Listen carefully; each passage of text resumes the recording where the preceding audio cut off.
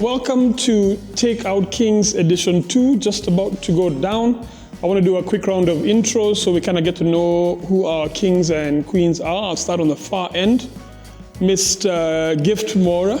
Why are you looking so shocked? I don't know, man. Yeah. That's for thank you viewers. So thank you viewers. Digital strategist there. We've got our media personality.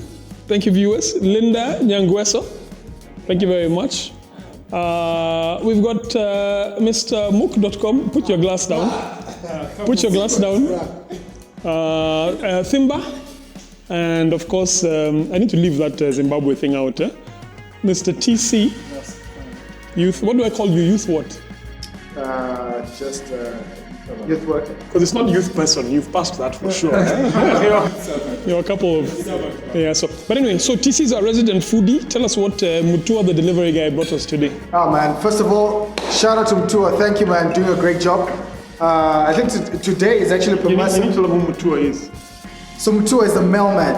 I mean, it's the guy who hooks us up, who brings all the food. Great guy. So every time you see us eating or drinking anything, some mailman is a remarkable and reliable guy. So but today, what we have is Permeso. So this is brilliant. A lot of times when people are in town, they feel like they're out of choices and options of where to eat. It's a place Anniversary Towers. Permeso is brilliant. Easy to get to. It's right on the ground floor.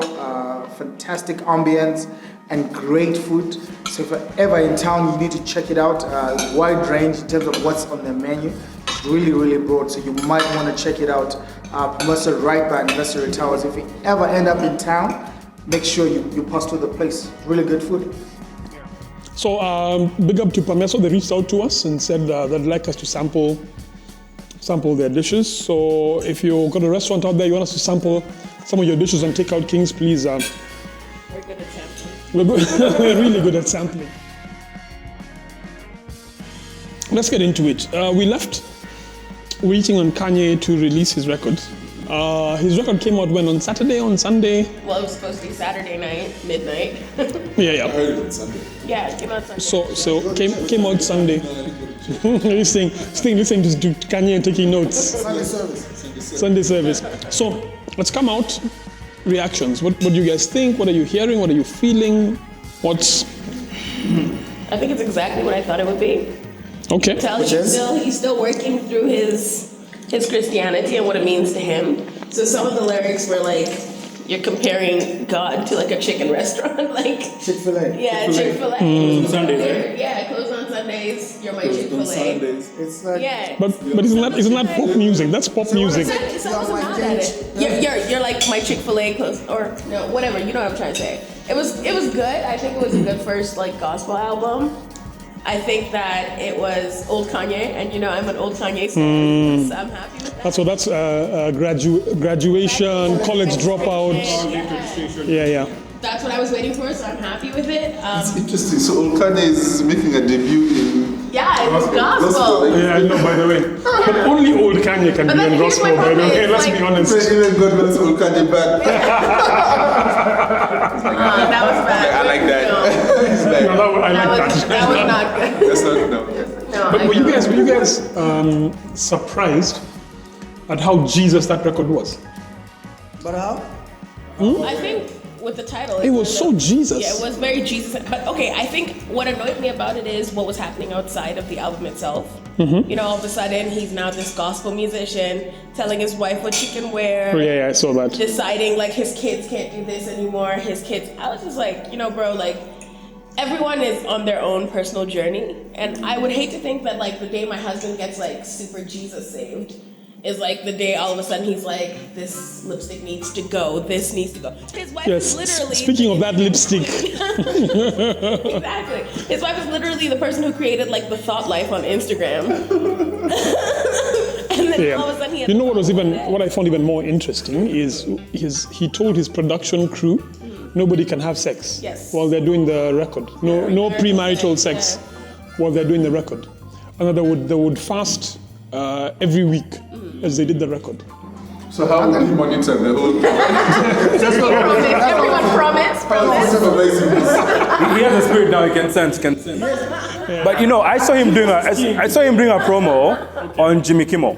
Oh, that was very cool. Yeah, that was very cool. and I said, I was like, yo, this is a different kind of Kanye, man. Yeah. Because he's been asked if he's recognized as a Christian rapper, and he says a Christian everything.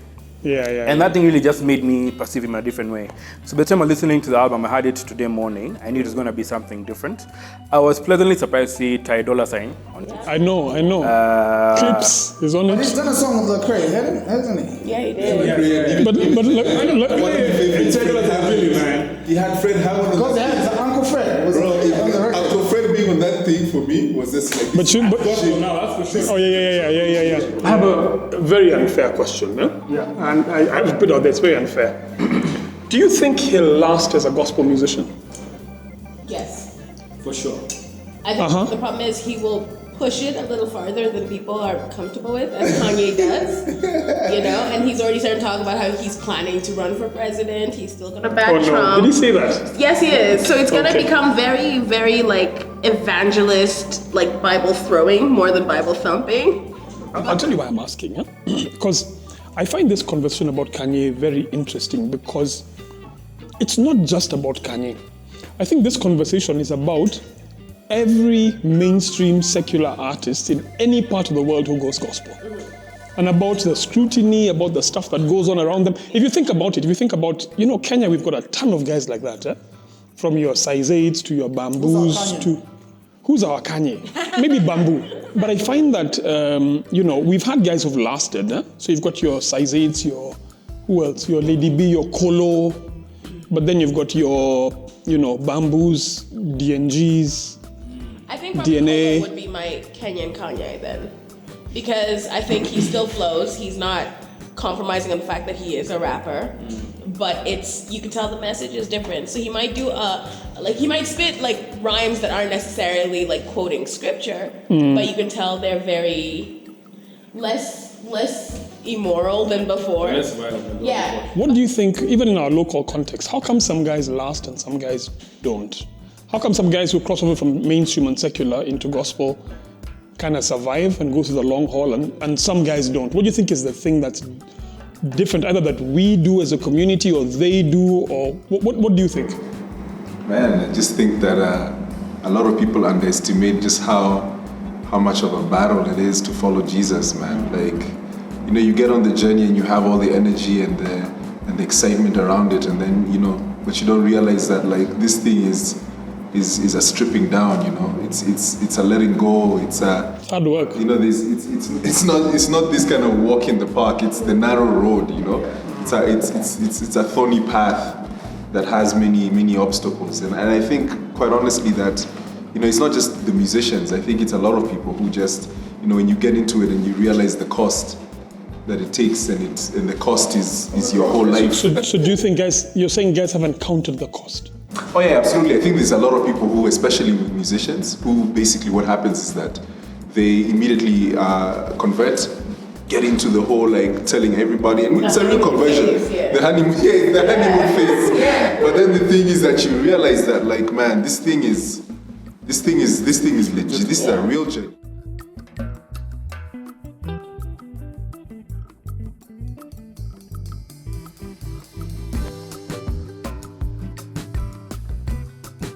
I want to play you guys a clip. Sure. So I had a conversation with DNA. You guys remember DNA from Banjuka and Maswali ya Polisi. Mtoto wa Sonko. What would you say? Maswali ya Polisi. So you guys remember? I don't know when it was, but he was secular, mainstream, and was it after Banjuka? Yeah. It was, I think by then, when Daniel was big by then. He was probably the biggest artist in the nation. And he came out, as gospel artist. So I had a chat with him. I would have loved to have him here, but I had a chat with him to ask him what his experience. I want you guys to listen to this clip and tell me what your response to this is. Yep. My switch from mainstream to gospel was not what I expected it to be. I expected my brothers and sisters in the gospel music fraternity to embrace me. And I think I was met more with suspicion and judgment than being embraced.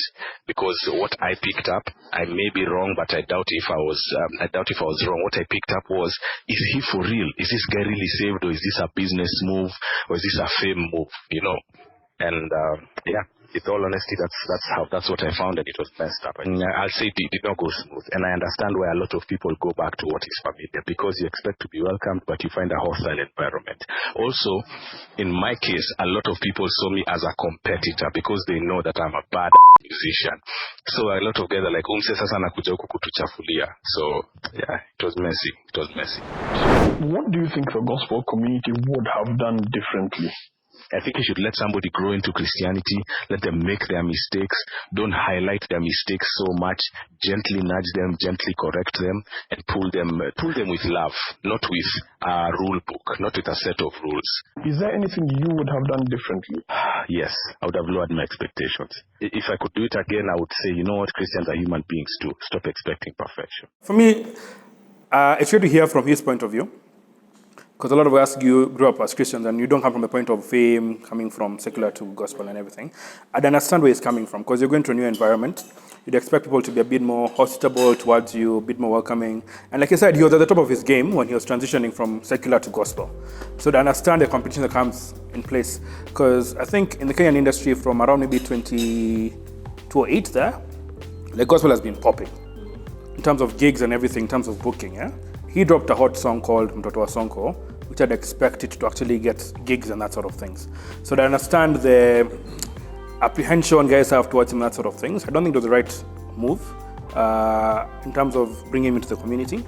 But I feel he was actually let down, because what he expected was, you know how you're told when you go to church, like first-time visitors, you check in, you're taken for kahawa over here, you're given mandazis and everything, and it's all coming for the first time. But when you come the second Sunday, it's a different vibe altogether. And you know, it's funny, in the interview, he actually said that, because what he said was, he came in thinking that, oh man, now this is Christian. People are going to love me, we're going to love each other, they're going to help me. And he said, hey, he came in and found an industry. And an industry was not kind of stopping to wait for him. So it seems when you picked that up. What do you guys think? What are you hearing? What do you feel? I mean, I think for me, it's just, quite honestly, I feel like the experience that he had is the experience for so many, and not just musicians, you know, in terms of that, you know, once you become a believer, there's so much that all of a sudden, it's like, so much drama from nowhere. You know, from nowhere. Not only just that, like, you know, the saddest thing that I find, especially with the Christian community, is just how impatient they are with change. You know, God takes his time with us, you know, to change us, to transform us within. There's so many things that we do that are silly, but we don't tolerate that in the church. You know, we don't tolerate the working of God. We don't. Everyone has to come in and so we all just kind of take all this form of like, we're all good, but it's like, the reality is that, you know, people are struggling with all kinds of stuff, and so. TC, do you think we did something wrong?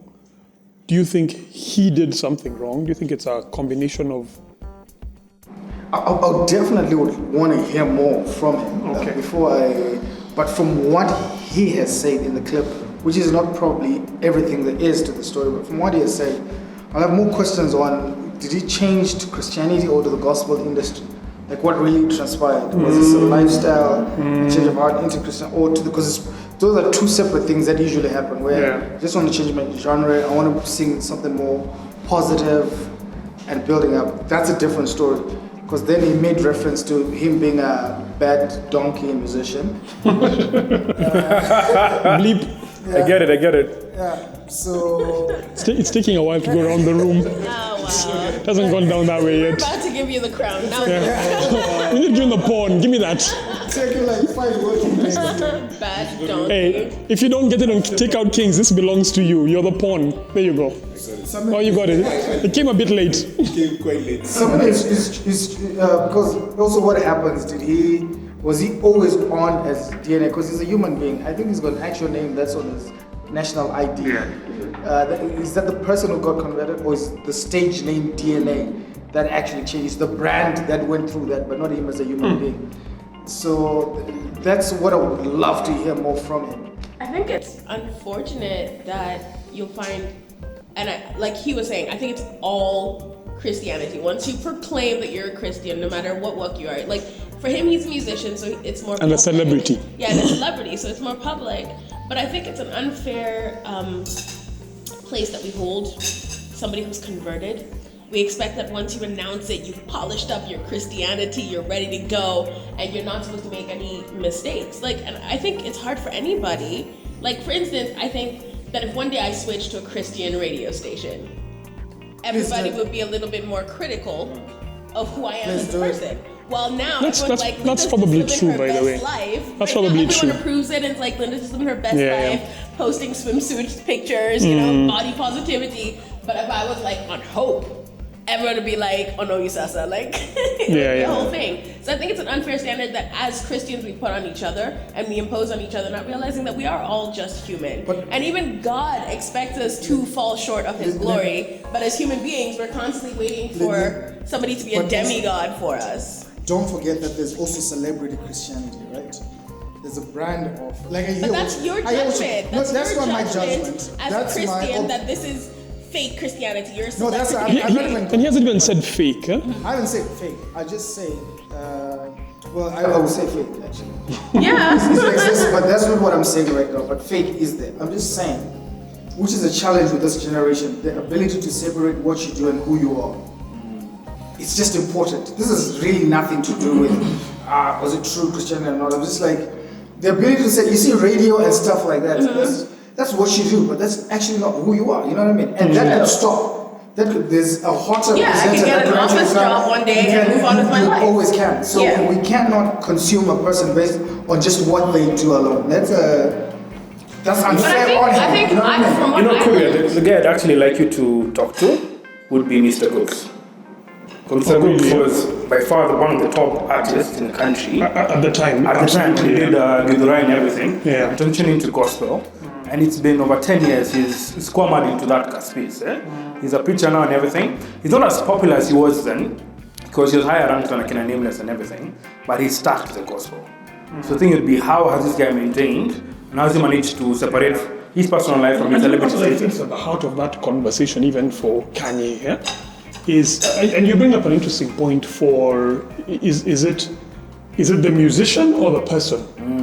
Is it the artist or the individual who's kind of had this transformation? So you're right, by the way, it could be interesting to have a conversation with DNA on one hand and maybe with the Googs on the other, and kind of just hear what the difference is between those two. Because there could be some similarities in terms of reception from the church. But one was, DNA was like, hey, okay. But you know, as we're talking about local, now that we are firmly in local music, I want us to talk about something which has been quite the phenomenon, and you know it quite well. The word is Wamlambes. Okay, guys, man, hold on. No, I want to talk about that. You gotta recognize the sound.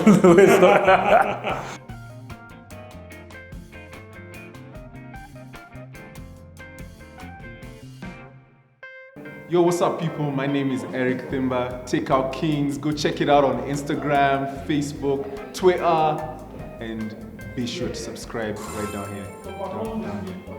Can you see the right there? Is it there? Can you see it? Can you? Please go subscribe. Leave your comments and subscribe. That's what's up.